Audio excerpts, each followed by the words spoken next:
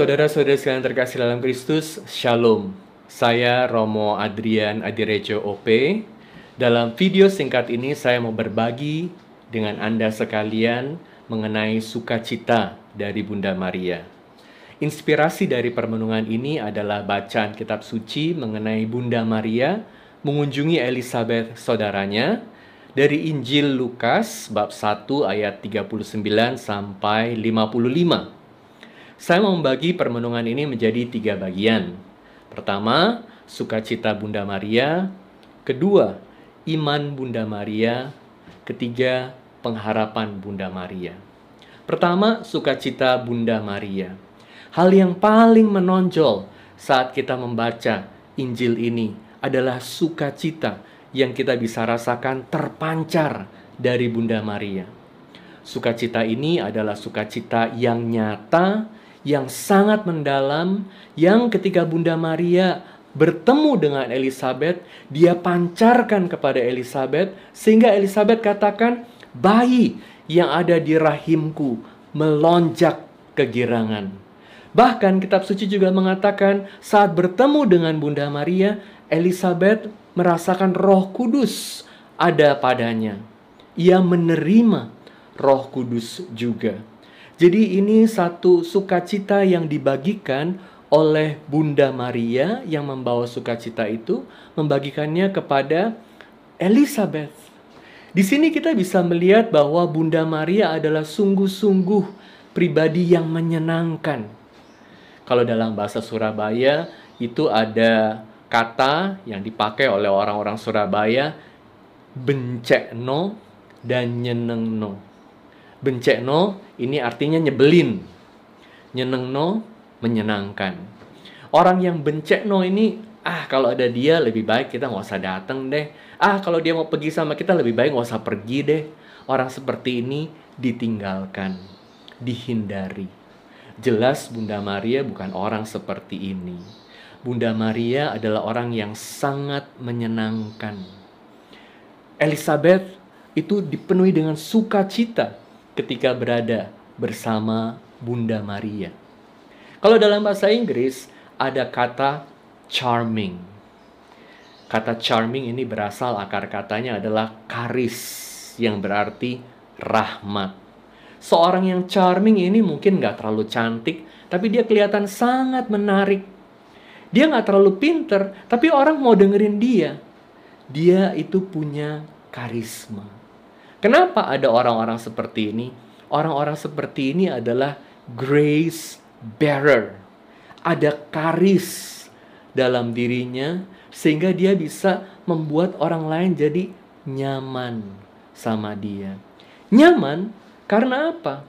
Karena orang ini bawa sukacita dan menularkan sukacita. Bagaimana dengan kita? Tentu kita mau jadi seperti Bunda Maria. Bunda Maria bisa menjadi demikian karena dia dipenuhi oleh rahmat Tuhan.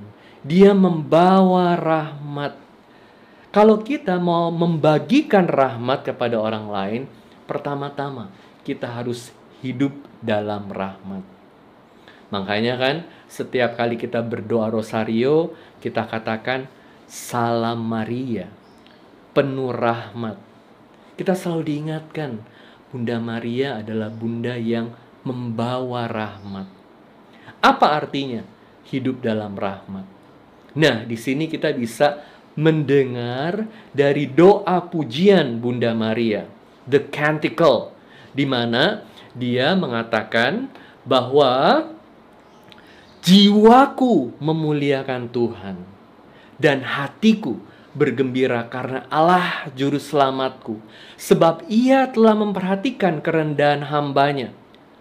Sesungguhnya mulai dari sekarang segala keturunan akan menyebut aku berbahagia, karena yang Maha Kuasa telah melakukan perbuatan besar kepadaku, dan namanya adalah kudus. Rahmatnya turun-temurun atas orang yang takut akan dia. Ini adalah doa pujian dari Bunda Maria. Dan doa pujian ini menggambarkan iman yang sangat mendalam dari Bunda Maria. Kenapa saya katakan ini menggambarkan iman yang sangat mendalam dari Bunda Maria? Dan ini adalah satu bentuk hidup dalam rahmat Tuhan. Karena dalam doa ini kita bisa melihat bagaimana Bunda Maria itu melihat dirinya bukan hanya sebagaimana dia melihat dirinya dengan matanya, dengan pandangannya, dengan pikirannya. Tapi dia melihat dirinya sebagai orang yang diberkati, yang bisa memuliakan Tuhan, yang bergembira karena Allah adalah Sang Juru Selamatku. Karena dia melihat dirinya, dia melihat hidupnya dari bagaimana Allah melihat dia. Ini adalah satu bentuk rahmat iman. Ketika kita bisa melihat hidup kita sebagaimana Allah melihat kita, melihat hidup kita. Dan ketika Allah melihat hidup kita, Allah melihat kita dengan matanya yang indah. Saat mata ini indah, segala sesuatu yang dilihat jadi indah. Dalam hidup, segala sesuatu yang kita lihat itu tergantung seringkali bukan dari realitasnya, tapi dari bagaimana diri kita, siapa kita apa adanya. Saya kasih contoh. Kalau saya kasih satu bunga mawar kepada satu cewek yang baru jatuh cinta, dia akan senang sekali. Aduh, Romo kok tahu aja sih saya lagi kepengen dapat mawar. Dia senang sekali. Itu karena dia baru jatuh cinta. Tapi coba kalau saya kasih bunga mawar kepada cewek yang baru putus cinta, dia akan sangat marah. Dia bilang kepada saya, Romo, kalau Romo ini bukan Romo, saya udah akan marah-marahin Romo. Kenapa Romo itu hina saya? Apa Romo nggak tahu saya ini baru putus cinta? Mawar yang sama, buat dua orang yang berbeda, dengan cara penerimaan yang berbeda, dengan cara pandang yang berbeda, menghasilkan tanggapan yang berbeda. Sama juga dengan hidup. Kalau kita melihat hidup hanya dari cara pandang kita yang sangat terbatas, bagaimana kita bisa sungguh memuji Tuhan, memuliakan Tuhan? Bagaimana kita bisa hidup dalam rencana Tuhan? Bagaimana kita bisa dipenuhi dengan sukacita Allah? Bunda Maria menjadi seorang wanita yang penuh dengan sukacita.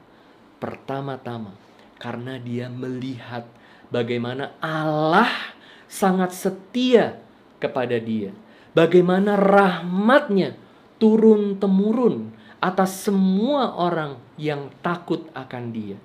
Kalau Bunda Maria lihat hanya dari pandangan dia sendiri tentang dia, siapa dia? Tapi Bunda Maria berani katakan, karena rahmat Allah, mulai dari sekarang, segala keturunan akan menyebut aku berbahagia. Itu karena Allah melihat Bunda Maria sebagai seorang yang diberkati. Dan Bunda Maria melihat itu juga. Rahmat Allah terus menyertai dia. Rahmat iman ini kemudian membawa Bunda Maria juga jadi punya pengharapan yang lebih dalam. Dikatakan dalam doa pujian Bunda Maria, ia memperlihatkan kuasanya dengan perbuatan tangannya dan mencerai-beraikan orang-orang yang congkak hatinya.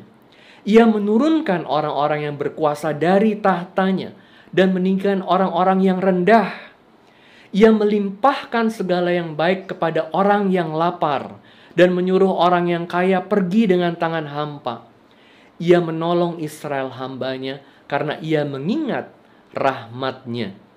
Seperti yang dijanjikannya kepada nenek moyang kita, kepada Abraham dan keturunannya untuk selama-lamanya.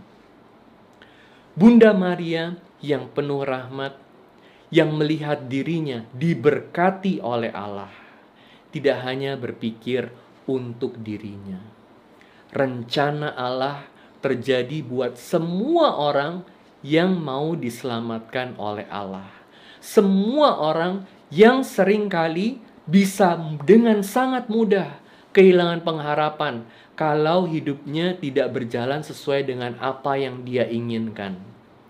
Oleh karena itu, Bunda Maria mau membagikan ini kepada semua orang, membuat dunia menjadi dunia yang lebih baik oleh karena rahmat Tuhan.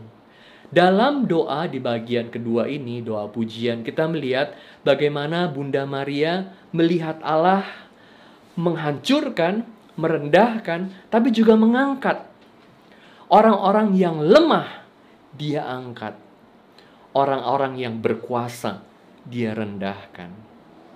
Dalam hidup, seringkali kita jadi tidak punya pengharapan, putus asa, karena kita hanya bergantung kepada kekuatan kita sendiri. Doa Bunda Maria bukan untuk merendahkan mereka yang kuat, mereka yang kaya. Bukan berarti Tuhan Yesus tidak sayang kepada mereka yang kaya dan yang kuat. Tapi ini mau mengingatkan bahwa pada akhirnya hidup kita bukan tergantung pada kekuatan kita saja, pada kemampuan, kekayaan, kepinteran kita, tapi bergantung kepada rahmat Allah. Dan itu yang mau diundang, menjadi undangan buat kita semua, supaya kita hidup dalam kuasa Allah, pertolongan Allah, bergantung kepada Allah. Karena Allah adalah Allah yang setia, yang selalu menyertai kita. Kalau Bunda Maria hanya bergantung kepada rencananya saja, dia udah frustrasi. Belum lagi kalau dia pikirin berbagai resiko yang harus dia tanggung karena dia udah hamil sebelum tinggal bersama dengan Yosef yang dia cintai. Bagaimana kalau Yosef pergi meninggalkan dia? Ini adalah orang yang dia cintai, yang dia mau hidup bersama. Karena rencana Allah, semua rencana Maria sebagai seorang manusia hancur. Kalau kita jadi Bunda Maria, kita bisa-bisa putus asa. Itu karena kita sering kali hanya bergantung pada kekuatan kita. Tapi hari ini Bunda Maria dalam doanya mengingatkan kita, Allah merendahkan semua yang penuh kuasa. Karena Allah tidak mau bahwa kita manusia hanya bergantung kepada kekuatan duniawi saja. Justru di saat kita bergantung kepada rencana Allah, terbuka terhadap rencana Allah, kita sungguh mulai bisa melihat bahwa rencana Allah itu tidak pernah meninggalkan kita. Kasih Allah selalu berjalan bersama kita. Kita perlu belajar dari Bunda Maria untuk sungguh-sungguh hidup dalam kepenuhan kasih Allah. Saya yakin kita semua berharap, berdoa, supaya bisa hidup dengan penuh sukacita seperti Bunda Maria. Hidup dalam kelimpahan Allah. Kan Allah sendiri sudah bilang, Yesus bilang, aku datang untuk memberi hidup dan hidup yang berkelimpahan. Kalau itu belum menjadi bagian dari hidup kita, mungkin karena kita masih sibuk dengan berbagai rencana kita sendiri. Mungkin karena kita masih melekat pada banyak hal duniawi. Dan pertanyaan besarnya, apakah kita sudah membawa Yesus dalam hidup kita? Bunda Maria menjadi bunda sukacita dengan imannya dan pengharapannya karena ia mengandung Yesus. Semoga di bulan Maria ini dengan selalu merenungkan teladan hidup Bunda Maria, kita juga selalu dipenuhi dengan sukacita, iman, dan pengharapan Allah. Tuhan sertamu. Semoga Allah yang Maha Baik memberkati Anda sekalian dalam nama Bapa, Putra, dan Roh Kudus. Amin.